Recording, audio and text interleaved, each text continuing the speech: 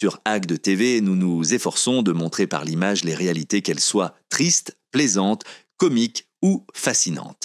Le reportage qui suit, nous l'avons sans hésitation classé dans la catégorie colère et tristesse.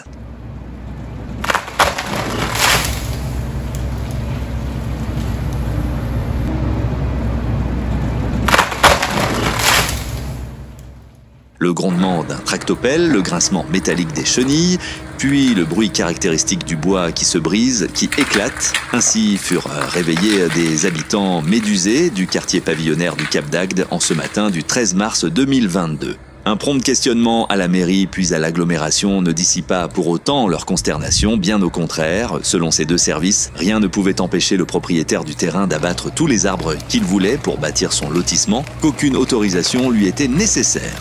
Pourtant, à cette date, aucun permis de construire n'avait été déposé qui aurait justifié cette action. Pour le voisinage, cet abattage brutal venait confirmer l'inimaginable, car depuis la création de la station, cette parcelle, tout comme les 324 autres qui composent cette zone pavillonnaire, étaient soumises à un cahier des charges spécifique. En effet, ces parcelles ne pouvaient en aucun cas être divisées et ne devaient comporter qu'une seule et unique habitation. Ces clauses contractuelles à durée illimitée étaient jusqu'ici opposables au PLU de la commune.